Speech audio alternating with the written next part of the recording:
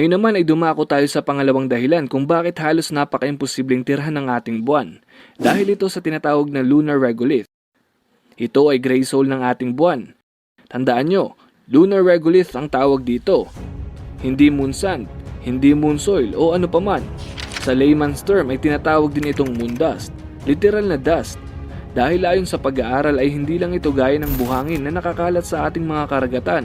Kung hindi, napakanipis nito na kayang pumasok sa pinakamaliit na parte o pinakamaliit na butas ng kahit anong makina na ipinapadala ng mga siyentipiko.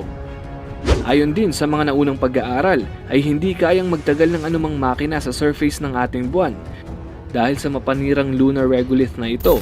Kung kailangan magpadala ng makina sa buwan ay nangangailangan ng matinding maintenance para tumagal ito. Maging ang kasalukuyang spacesuit ng mga astronomers ay sinisigurong selyadong mabuti upang hindi ito pasukin ng moon dust. At hindi lang ito kasing amoy ng pulbura, sobrang nakakasama talaga ito sa mga tao sa oras na malanghap ito ng sinuman.